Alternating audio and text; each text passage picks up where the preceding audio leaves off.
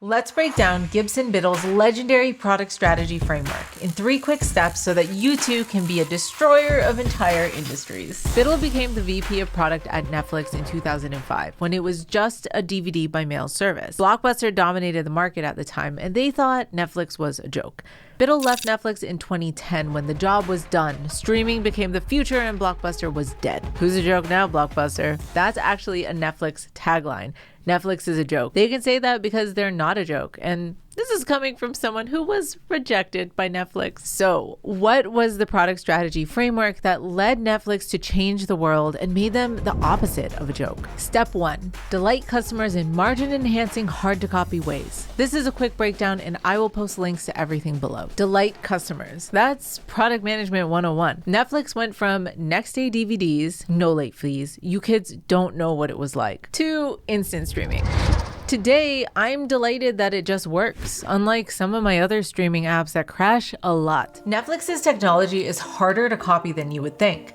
They have spent years working on hardware integrations to make sure that my giant obsolete tablet still streams with perfection. HBO, or should I call you Max, just freezes. Despite fierce competition, Netflix continues to grow in size as cable slowly dies. Netflix has so many viewers that they can accurately predict that a small group will binge documentaries on climbing Everest, and they know that it's worth dropping a quick $5 million to buy it. And they can predict 100 million plus people will watch Stranger Things and know that it's worth spending $500 million plus. They have the users, the data, and the algorithm to make strange things for strange people or stranger things for everybody. That is a moat, an economy of scale which is delightful in margin-enhancing, hard-to-copy ways. There are also a ton of ways to delight customers as a smaller than Netflix company while you work towards your long-term goals. And you can learn to do things that don't scale in this video. Netflix originally set up 50 DVD mailing hubs throughout the United States to reduce cost and time of delivery. Blockbuster couldn't catch up, even when they matched unlimited rentals and stopped the late fees. You kids don't know how hard it was. Today, Netflix has deployed the same approach to streaming. They built their own global network, OpenConnect, with servers close to customers. They can predict where and when video files are needed to save tons of money, and it's stable. They even have multiple compressed video sizes for surges or poor internet connections. Why doesn't Netflix go down?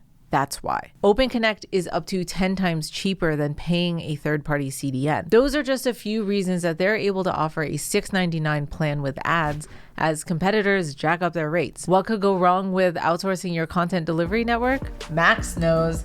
They now pay 4 CDNs as backups, and this old thing still doesn't work. This would be like if some company bought all of their own delivery trucks while the competition overpays UPS and OnTrack for deliveries. Or if an electric car company deployed charging stations everywhere that actually worked. Those types of strategies delight customers in margin-enhancing, hard-to-copy ways. Step 2, fail forward. Strategies are just hypotheses. Netflix didn't start with unlimited rentals at $6.99. They started with $4 DVDs, an ugly business model, and a very ugly sign-up flow. They had to experiment with pricing models, and they still do. Streaming started in 2007, but did you experiment before that, Gibson? Yes. So in 2005, there were probably a dozen engineers in the basement. I mean, we were literally in a building that was an old middle school in Los Gatos.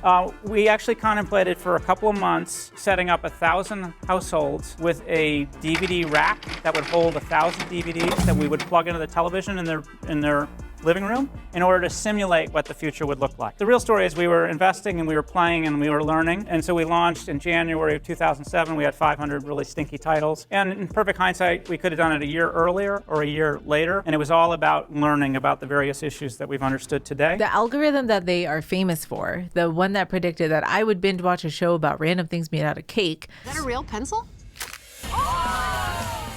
That started with people choosing 3 movies, with problems I'll get into, and later encouraging people to rate 50 movies to learn what they like. Today, they have the data to predict that I would watch a show about cake without me even knowing that I would watch a ridiculous show about cake. In 2006, Netflix experimented with creating original content, but Red Envelope Entertainment quickly failed. Netflix didn't have enough users, so they tested their hypothesis again in 2012 with a Netflix original Lilyhammer. I'm thinking Lilyhammer.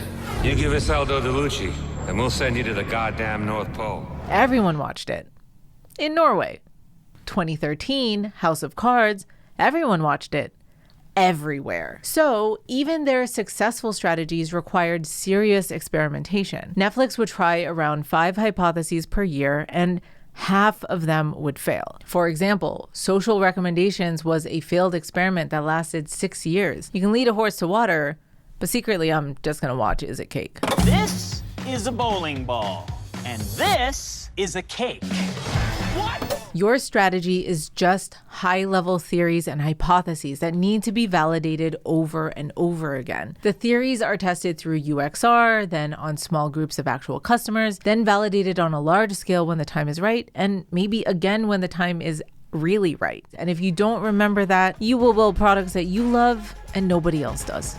Step 3, test your strategy, your theories, your hypotheses. It's not a strategy if you can't articulate and measure it. That is called peeing in the wind. The biggest goal of any membership app, as we learned with Duolingo, is retention. At the beginning, Netflix had 10% of members cancel every month. By 2005, it was down to 4.5%, and today is closer to 2%. Retention has improved. But retention is also the hardest metric to move, and it's like saying we want everyone to love us and never leave. Wishful thinking. You need smaller proxy metrics that move you toward your larger goal. They are simple, specific, and measurable. Percentage of, be specific, new members who do what? Again, specific. Rate at least 50 movies within a time frame, 6 weeks. Percentage of new members who rate at least 50 movies in 6 weeks. Easy peasy lemon squeezy. The theory being that people who rate movies will value personalized recommendations and watch more movies. Personalization leads to retention. So Gibson, what was a project that got people to rate movies?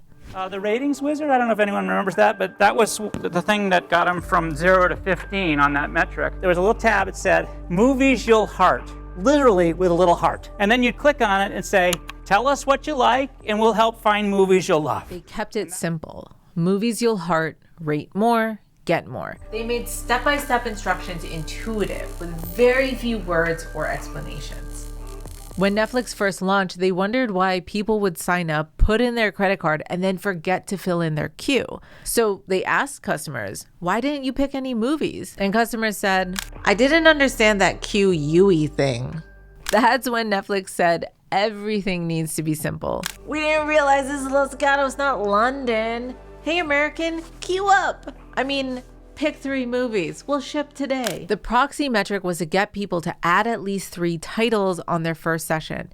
And within a year, it jumped from a 70% to a 90% success rate. And retention rates went up by 2% in that same time period. The project or tactic was to simplify the process, eliminate words, eliminate steps, and clarify the goals. I see smart product managers today, this happens a lot, make things way too complicated. Keep it simple. Then verify that it's simple with the customer. Netflix found that it's best to make project decisions quickly, but finding a movable proxy metric to measure could sometimes take 6 months. They also had to be specific and avoid averages. Averages could be skewed by a few people watching Netflix 24/7 as background noise. You want to see a percent of members who stream 15 minutes of video per month, which was 5% in 2007 and is now above 90%. Now, it took 10 years before they could prove that personalization improved retention with A/B testing. It took decades for Netflix to go from a monthly retention rate of 90% to 98%, which is why you want to quickly experiment with things that move smaller metrics, where